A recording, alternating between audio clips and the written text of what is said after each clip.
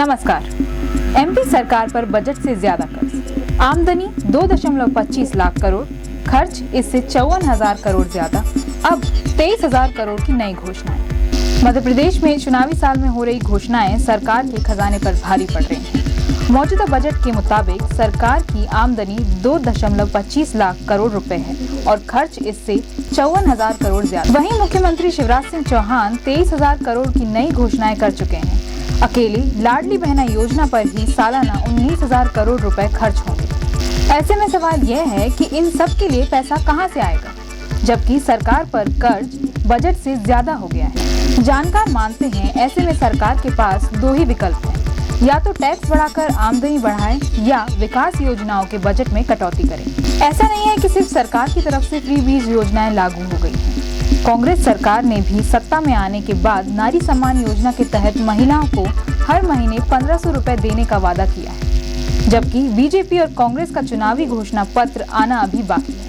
Freebie scheme सत्ता हासिल करने में भले ही मददगार साबित हो, लेकिन नई सरकार की वित्तीय स्थिति व आम आदमी की आर्थिक सेहत पर क्या असर होगा? नई सरकार के सामने क्या चुनौतियां होंगी? पहले बताते हैं 10 बड़ी योजनाएं जो सरकार ने चुनावी साल में लागू की। फ्रीबी स्कीम 10 जून 2023 लाडली बहना योजना के तहत 1,31 लाख महिलाओं के खाते में हर महीने 1,000 रुपए डाले जा रहे हैं, जो अक्टूबर महीने से 1,250 रुपए हो जाएंगे।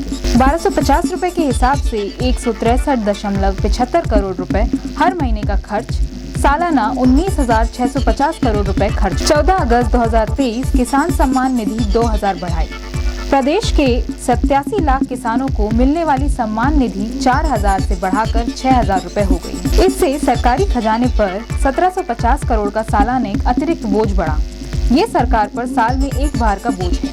20 जुलाई 2023 मेधावी छात्र छात्राओं को लैपटॉप। सरकार ने कक्षा 12वीं के 78,641 मेधावी छात्र छात्राओं के खाते में 25-25 हजार रुपए डाले। इससे सरकार पर 196 करोड़ और 60 लाख रुपए का बोझ आया। ये सरकार पर साल में एक बार का बोझ है। 24 अगस्त 2023 7,800 स्टूडेंट्स को स्कूटी, इलेक्ट्रिक स्कूटी 1,20,000 और पेट्रोल वाली स्कूटी के लिए 90,000 रुपए निर्धारित किए थे। इस पर खर्च 79 करोड़ रुपए है। अब समझिए सरकारी कर्मचारियों को क्या दिया। 28 जून 2023 23,000 रोजगार सहायकों का वेतन दुगना किया, 9,000 से बढ़ाकर 18,000 वेतन किया। रोजगार सहायकों के वेतन पर सालाना 248 करोड़ रुपए खर्च होता है। अब समझिए सरकारी कर्मचारियों को क्या दिया। 28 जून 2023 23,000 रोजगार सहायकों का वेतन दुगना किया, 9,000 से बढ़कर 18,000 वेतन किया। रोजगार सहायकों के वेतन पर सालाना 248 करोड़ खर्च होता था, जो अब 496 करोड़ हो गए। 248 करोड़ अतिरिक्त बोझ है। 22 अगस्त 2023 पंचायत सचिवों को 7वां वेतनमान। 21,110 पंचायत सचिवों का वेतन 34,632 से बढ़ाकर 41,814 रुपए किया गया है। नया वेतनमान देने से सरकार पर 181 करोड़ रुपए का अतिरिक्त बोझ। 14 जुलाई 2023 कर्मचारियों का डीए 4% बढ़ाया। प्रदेश के 7.5 लाख कर्मचारियों को महंगाई भत्ता 38% से बढ़ाकर 42% किया गया। सरकार पर 265 करोड़ का अतिरिक्त बोझ। 2 सितंबर 2023 अतिथि शिक्षकों का मानदेय दोगुना। मध्य प्रदेश में 67,910 अतिथि शिक्षक हैं। इनमें से ये वर्ग 1 में 15,920, मानदेय 9,000, वर्ग 2 में 38,294, मानदेय 7,000 और वर्ग 3 में 13,695, मानदेय 5,000 है। इस हिसाब से सालाना 575 करोड़ का बोझ। 11 सितंबर 2023 कॉलेज के अतिथि विद्वानों का मानदेय 20,000 बढ़ाया।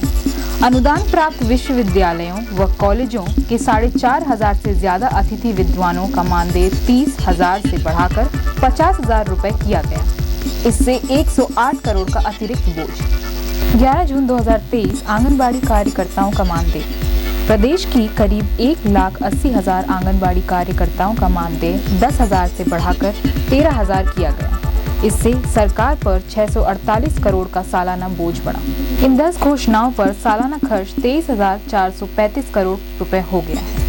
लाडली बहना योजना पर 5 साल में खर्च होंगे करीब 1 लाख करोड़। लाडली बहना योजना में हितग्राहियों की मौजूदा संख्या 1.31 करोड़ के हिसाब से देखें तो अगले 5 साल में सरकार को 98,250 करोड़ रुपए खर्च होंगे। जब यह योजना शुरू हुई थी तो सरकार ने कहा था कि 5 साल में 61,890 करोड़ रुपए खर्च होंगे। यह अनुमान 1.25 करोड़ हितग्राहियों के हिसाब से किया गया था, लेकिन मुख्यमंत्री शिवराज सिंह चौहान ने कहा कि राशि 1250 से बढ़ाकर धीरे धीरे 3,000 रुपए तक की जाएगी। यानी केवल एक ही योजना को संचालित करने के लिए सरकार को अपनी वित्तीय सेहत ठीक करना होगा। सरकार का जितना बजट उससे ज्यादा कर्ज। मध्य प्रदेश सरकार पर कुल कर्ज 3,32,000 करोड़ हो गया है। 31 मार्च 2022 तक प्रदेश का कुल सार्वजनिक कर्ज 2.95 लाख करोड़ रुपए था। बजट अनुमान के अनुसार 31 मार्च 2024 तक यह आंकड़ा बढ़कर 3.85 लाख करोड़ होने का अनुमान है। बता दें, मौजूदा वित्तीय वर्ष में मध्य प्रदेश सरकार का बजट 3,14,025 करोड़ रुपए है। सरकार की इनकम के लिहाज से भी देखें तो सरकार की आमदनी 2023 से 24 में 2,25,000 करोड़ होने का अनुमान लगाया गया है, जबकि खर्च 2,79,000 करोड़ रुपए है। विशेषज्ञ हैरान हैं कि कर्ज में डूबी सरकार ने 2 साल में बाजार से 1 लाख से ज्यादा का लोन उठा लिया है। यह अब तक के लिए गए कुल लोन का 1/3 है। इसका असर यह हुआ है कि मध्य प्रदेश के हर व्यक्ति पर 5 साल में कर्ज डबल हो गया है। ऐसा संभवतः पहली बार है। वित्तीय जानकार से कैसे होगी नई सरकार की आर्थिक सेहत? सरकार के बजट से ज्यादा कर्ज हो गया, इसका राज्य की वित्तीय स्थिति पर क्या असर होगा? बजट से ज्यादा कर्ज होना खराब स्थिति नहीं होती है, लेकिन यह निर्भर करता है कि कर्ज से मिली राशि का उपयोग किन मुद्दों पर करना है। यदि डेवलपमेंट, इंफ्रास्ट्रक्चर या फिर पब्लिक से जुड़ी योजनाओं के लिए बजट से ज्यादा कर्ज लिया जाता है तो कोई दिक्कत नहीं है, क्योंकि बजट में कर्ज रिपेमेंट करने के लिए राशि का प्रावधान करना पड़ेगा। फ्रीबी स्कीम से सरकार की वित्तीय स्थिति पर विपरीत असर पड़ेगा। निश्चित तौर पर रेवेन्यू नेचर की घोषणाएं होंगी तो रिकरिंग इफेक्ट आएगा और सरकार की खर्च हर महीने बढ़ता जाएगा। फ्रीबी स्कीम से सरकार की वित्तीय स्थिति पर विपरीत असर पड़ेगा। निश्चित तौर पर रेवेन्यू नेचर की घोषणाएं होंगी तो रिकरिंग इफेक्ट आएगा और सरकार का खर्च हर महीने बढ़ता जाएगा। सामान्य तौर पर होता यह है कि केंद्र हो या फिर राज्य सरकार सत्ता में आने के बाद शुरू के 3 साल बजट के माध्यम से पब्लिक पर बोझ डालती है। चौथे साल स्थिति को सामान्य करती है। 5वें साल पब्लिक की मांगों को पूरा करती है। मौजूदा सरकार ने जो घोषणाएं अब की हैं, यह पहले भी की जा सकती थी। ऐसा करके अचानक बड़े अतिरिक्त बोझ को बैलेंस किया जा सकता है। लेकिन कुछ योजनाएं ऐसी लागू की गई हैं जिसका रिजल्ट सरकार के लेबर पर शून्य है, जैसे लाडली लक्ष्मी व लाडली बहना योजना। इससे पब्लिक को तो सीधा फायदा हो रहा है, लेकिन इसे देश या राज्य को कोई बेनिफिट नहीं है। जैसे लाडली लक्ष्मी व लाडली बहना योजना, इससे पब्लिक को तो सीधा फायदा हो रहा है, लेकिन इससे देश या राज्य को कोई बेनिफिट नहीं है। दरअसल यह कर्नाटक व हिमाचल के चुनाव परिणामों का इफेक्ट है। बीजेपी इन दोनों राज्यों में चुनाव हार गई। इसकी वजह फ्रीबी स्कीम को कारण माना जा रहा है। इसके पहले भी दिल्ली में केजरीवाल सरकार भी फ्रीबी स्कीम के बदौलत में सत्ते में आई थी। इन घोषणाओं से नई सरकार के सामने क्या चुनौतियां होंगी?